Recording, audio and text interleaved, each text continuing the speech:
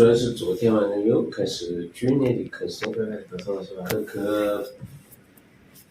剧烈咳嘞，但是白天没咳，鼻涕没有啊，你看他白天也没咳，他就干咳子咳，这样子。小孩子一咳嗽，家人就很紧张，往往到药店随便买点药就给小孩子吃。其实这是不正确的，有些药吃了之后，小孩子咳嗽会越来越严重。其实在中医看来，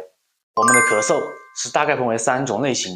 第一种类型就是寒咳，晚上咳，夹杂着流清鼻涕，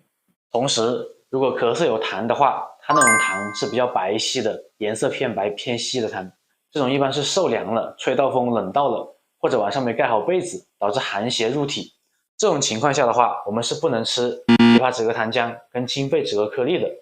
因为它是清热解毒的药。这个时候我们要吃温肺散寒的一些药，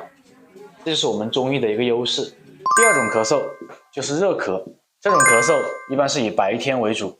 痰浊声重，然后一般会夹杂着有黄鼻涕，这种情况是可以吃枇杷止咳糖浆跟清肺止咳颗粒，如果效果不好的话，可以加点抗生素进去吃。第三种情况就是寒热夹杂，这种咳嗽往往会晚上跟白天都剧烈咳嗽，流青黄交界的鼻涕和浓痰为主。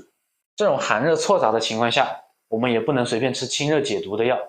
这种情况应该找专业的医生用和解的中药去把寒气跟热气同时给去掉。